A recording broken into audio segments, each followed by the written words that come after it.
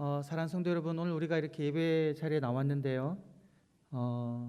오늘 본문을 보게 되면 사도행전 2장 1절부터 13절 말씀은 보통 저희가 5월 마지막 주나 6월 첫째 주에 있는 성령 강림 주일날 우리가 많이 나누는 그런 말씀입니다.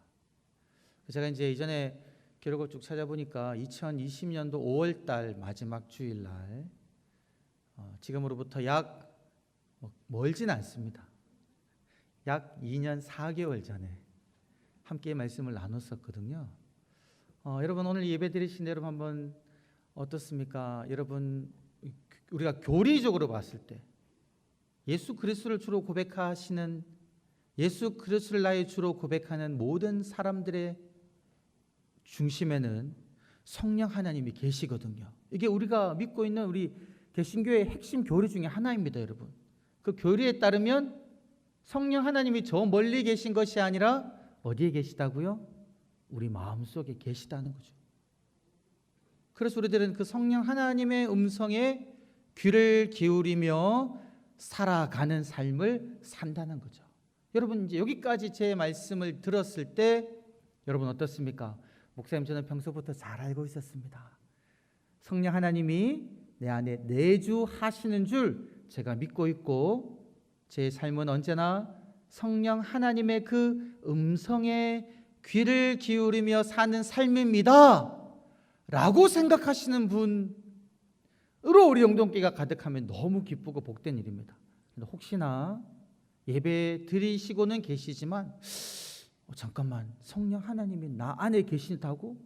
내가 살아가는 삶의 모양을 보면 그런 것 같지 않은데 라고 생각하시는 분이 계시다고 할지라도 여러분 일단 믿으시기 바랍니다. 무엇을요?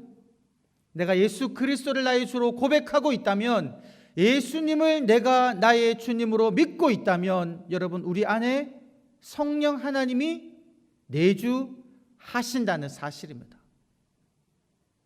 그리고 이제 우리가 어떤 삶을 살아가느냐? 그 성령님과 교제하며 성령님의 말씀을 들으며 그 말씀을 따라 살아가야 한다라는 거죠. 여러분 제가 설교 말씀을 준비할 때에 본문을 묵상하면서 이 본문 말씀을 통하여 하나님께서 오늘 우리에게 주시는 그 말씀을 듣고 전하려고 매번 그렇게 노력합니다. 오늘 말씀 증거할 때도 하나님께서 오늘 우리들에게 전해주시는 그 말씀을 전하려고 지금 준비하고 그 말씀을 가지고 단에 섰는데요. 근데 이제 제가 이 본문을 가지고 2년 4개월 전에 말씀을 전했으니까 그래도 한번 비교해 보고 싶잖아요. 그때는 어떤 말씀을 주셨을까? 그때 한참 코로나 시작돼 가지고요. 정확하게 기억은 못하겠지만 성도님들이 현장에 없었었던 것 같아요. 그런 안타까운 시절의 말씀이었습니다. 다시 찾아보니까요.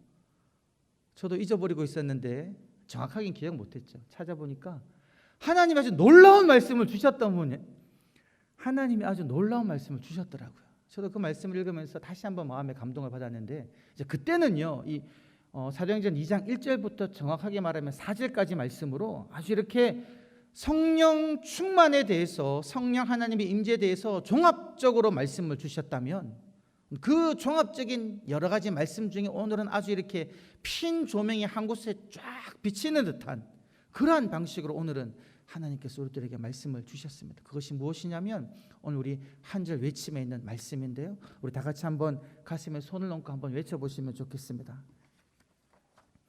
우리 주보에 나와 있는 한 절 외침 다 같이 한번 가슴에 손을 얹고 외쳐보시겠습니다. 시작. 성령 하나님이 말씀하시는 것을 따라 말하게 하소서. 다시 한번 외쳐볼까요? 기도하는 마음으로 시작. 성령 하나님이 말씀하시는 것을 따라 말하게 하소서. 아멘. 이번 한 주간 우리가 살아가야 할 어떤 삶의 지표, 우리가 붙잡아야 될 그 말씀이 바로 이것입니다. 내 안에 내주하시는 성령 하나님께서 말씀하시는 그 지침과 방향을 따라 살아가게 하여 달라라는 그런 기도를 하고 그렇게 살기를 원하는데 여러분 오늘 말씀의 제목은 보게 되면 그렇게 나와 있습니다. 성령 충만함을 받고, 이 말씀의 제목인데요.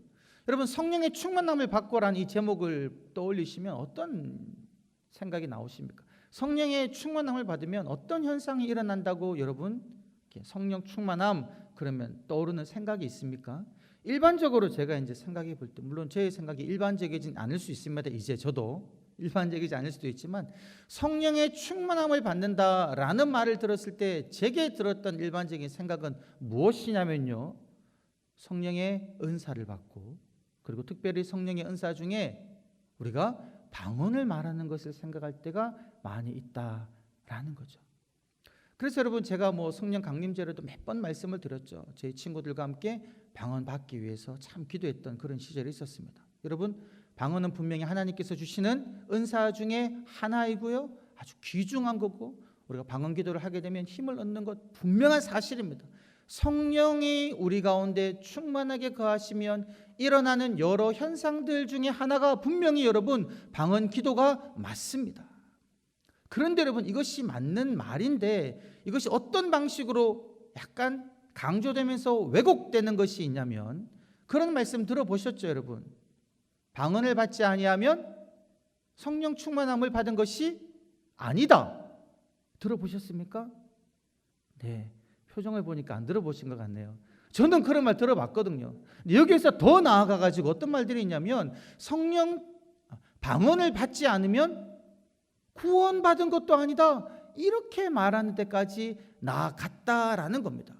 여러분 분명하게 제가 말씀드립니다.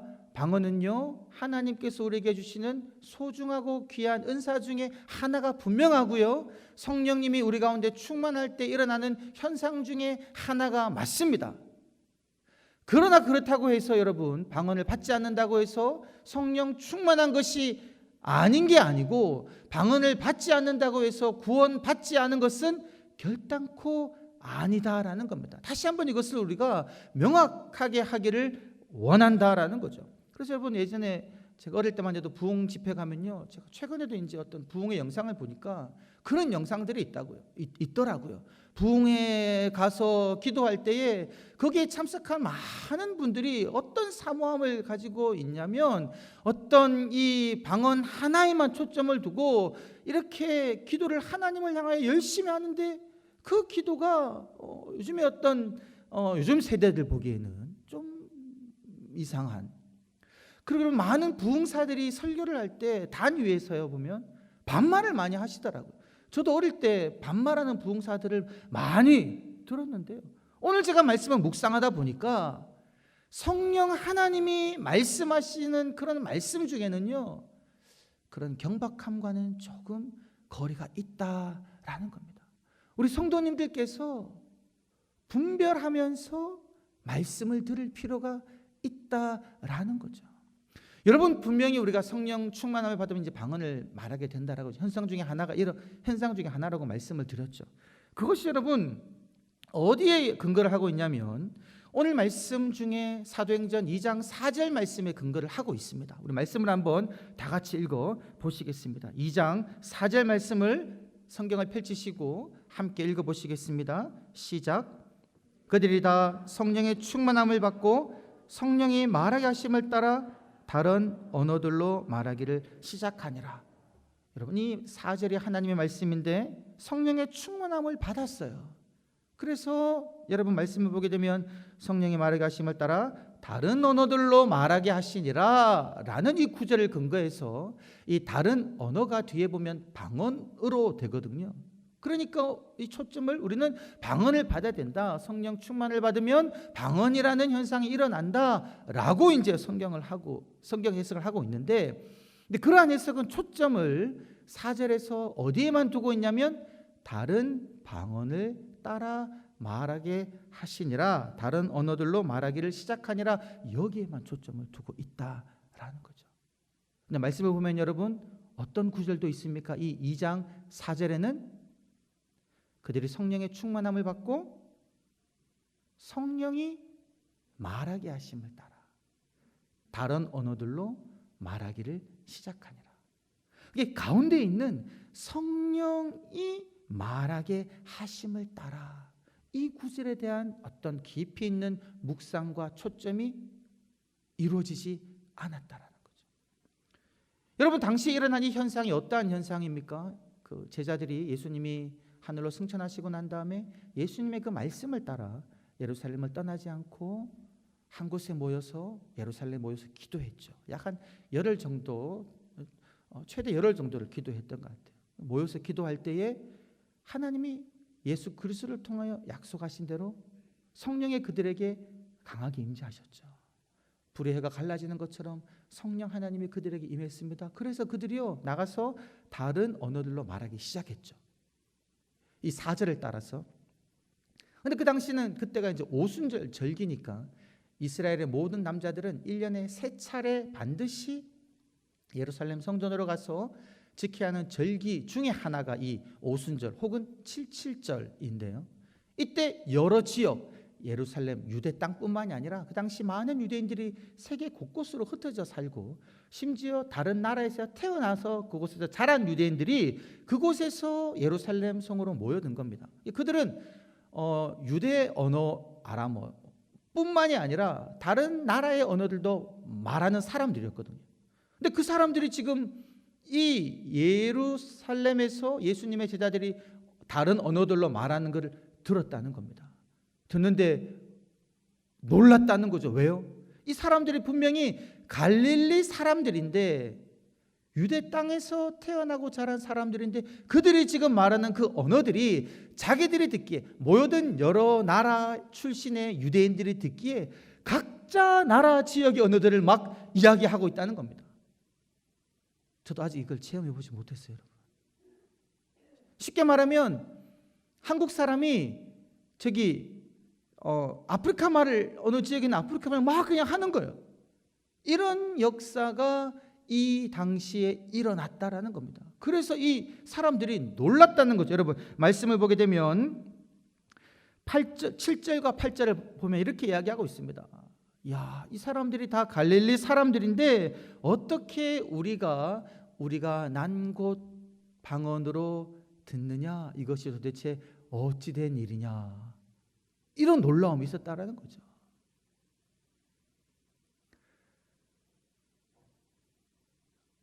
표정을 보니까 이제 이렇게 놀라운 표정은 없으신데요.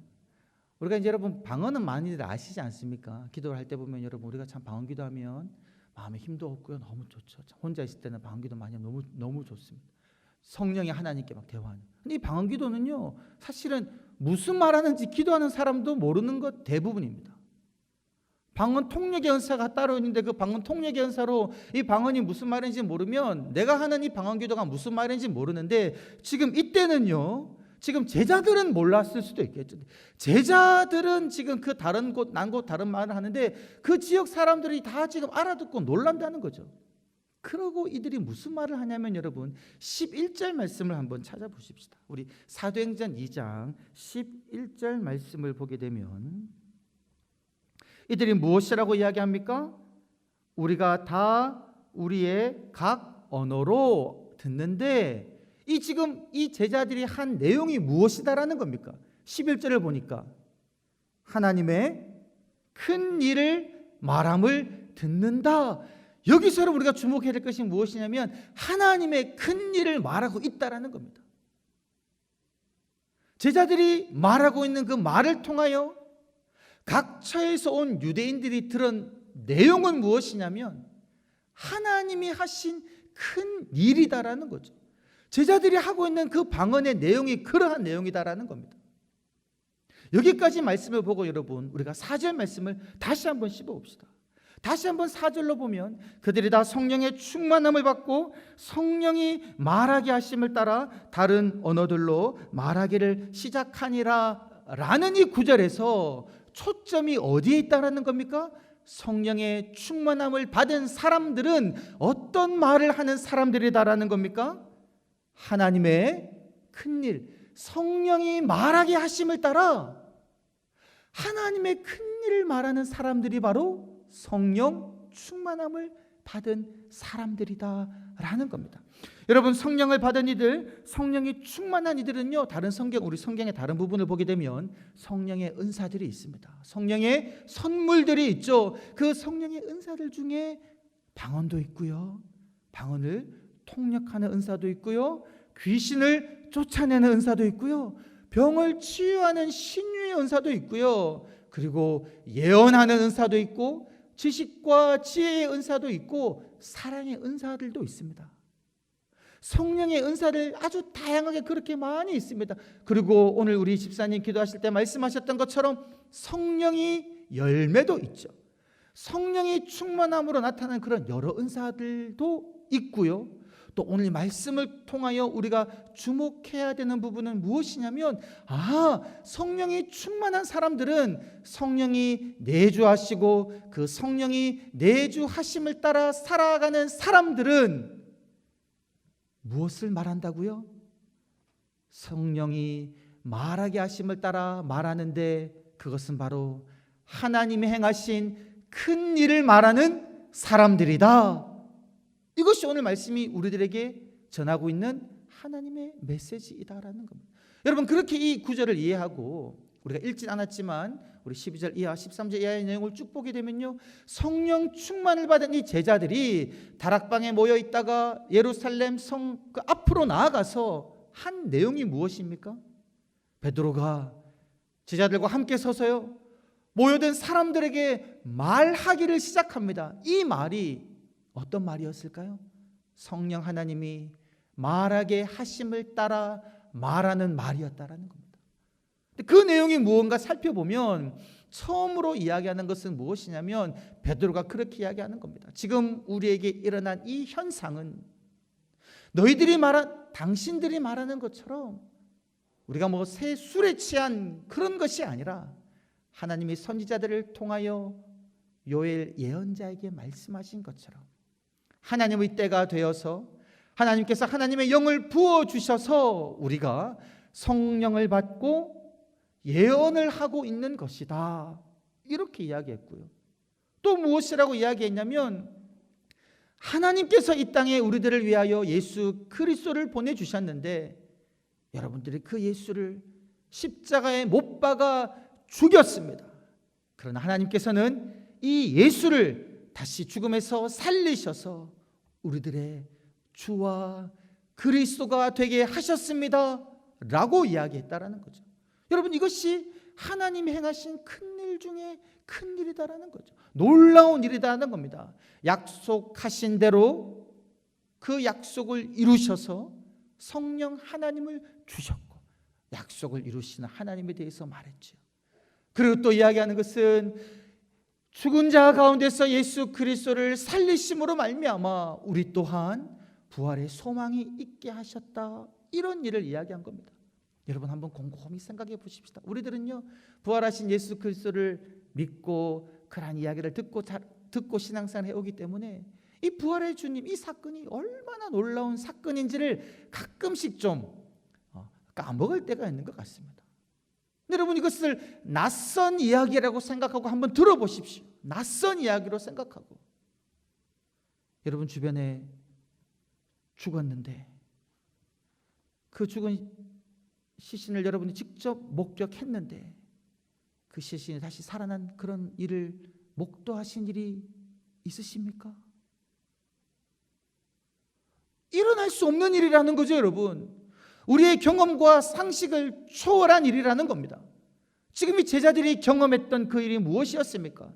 분명히 예수님이 오셔가지고 우리와 함께 3년이라는 생활을 지내면서 하나님의 아들이심을 보여주시는 여러 가지 말씀과 표적과 기사를 행하셔서 우리가 이분은 하나님의 아들이다, 놀라운 하나님의 메시아다라고 알고 있었는데 이분이 그만 너무나도 무기력하게 십자가에서 로마 군병들에 의하여 못 박혀 죽었다라는 겁니다.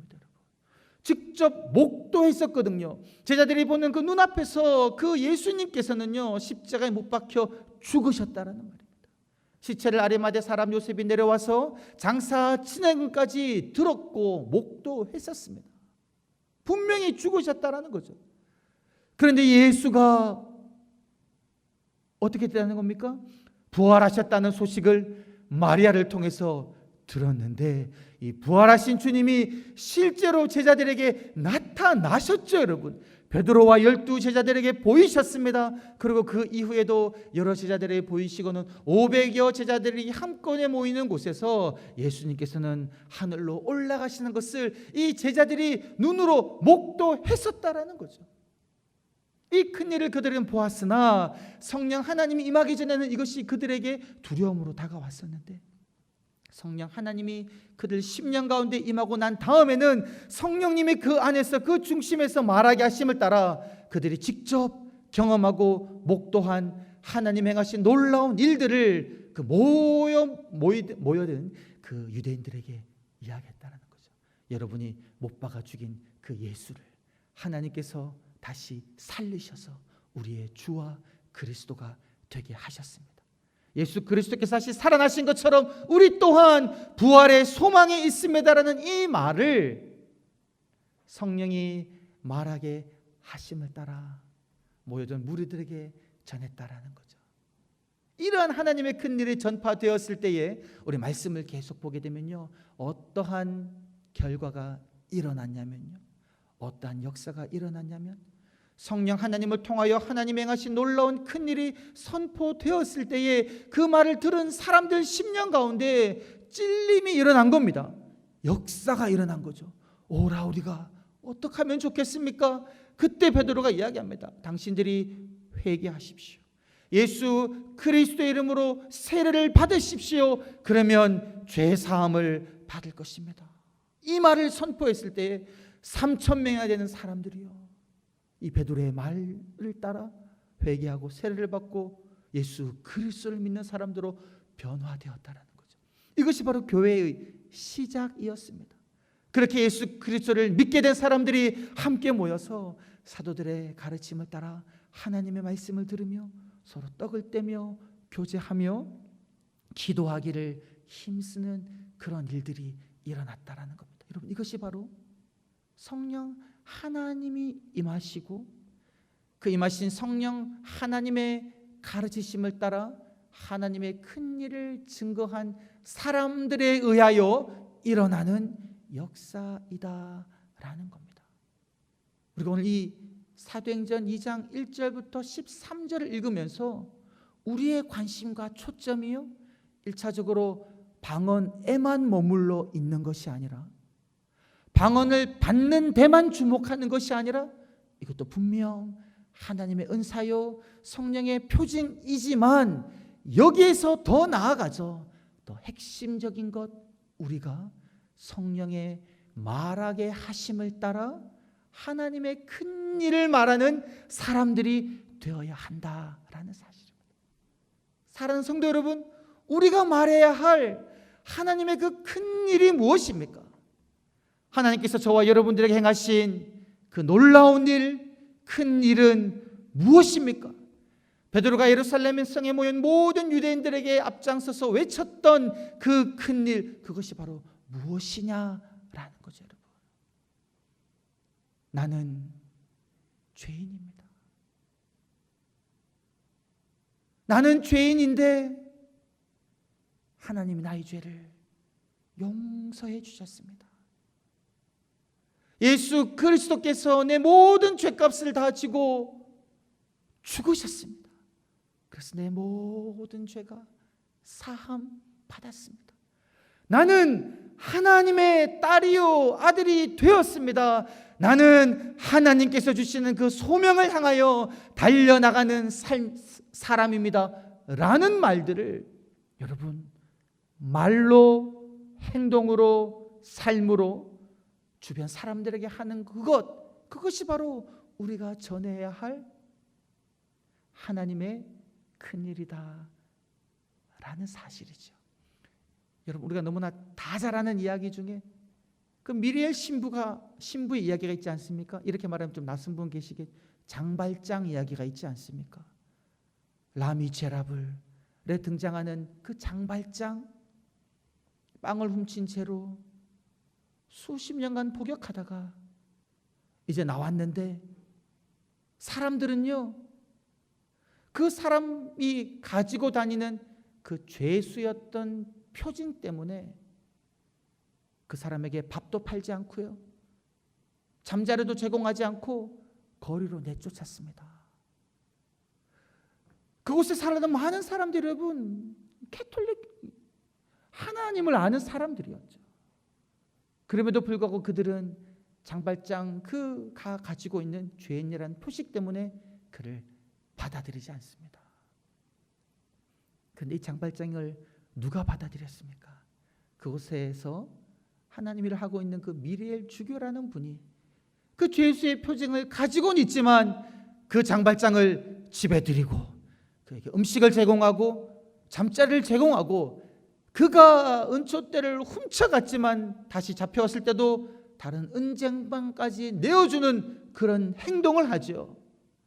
경관들이 돌아갔을 때 이 장발장이 물을 때 이 미리엘 주교가 무엇이라고 이야기하냐면요, 하나님은 당신에게 은혜를 베풀어 주십니다. 모든 사람들이 죄인인데 그 죄를 하나님께서 용서해 주셨습니다. 당신이 하나님께 나오면 당신의 삶에도 새로운 하나님의 자녀로서의 삶이 열립니다. 이런 이야기들을 했다라는 거죠. 그 안에 내주하시는 성령 하나님을 따라 하나님이 행하신 그 큰 일을 그 죄인된 죄인도 아니죠. 죄수로 복역했던 그 장발장, 사람들의 편견을 받고 있는 그 장발장에게 이야기했을 때에 여러분 그 순간 장발장은요 변하면서 새로운 인생을 살아가게 되었다라는 사실입니다.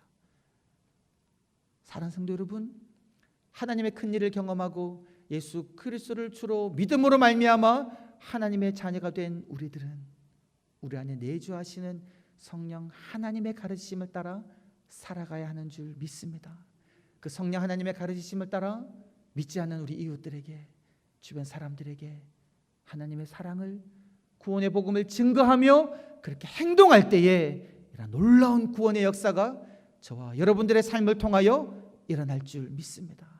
그러한 역사의 중앙에 계시는 저와 여러분이 되시기를 주의 이름으로 간절히 축원합니다.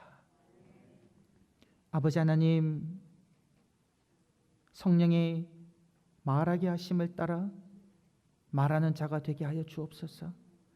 우리에게 행하신 하나님의 놀라운 사랑과 구원의 큰 역사를 증거하며 살아가는 자가 되게 하여 주옵소서. 감사드렸고 구주 예수님의 이름으로 기도드리옵나이다. 아멘.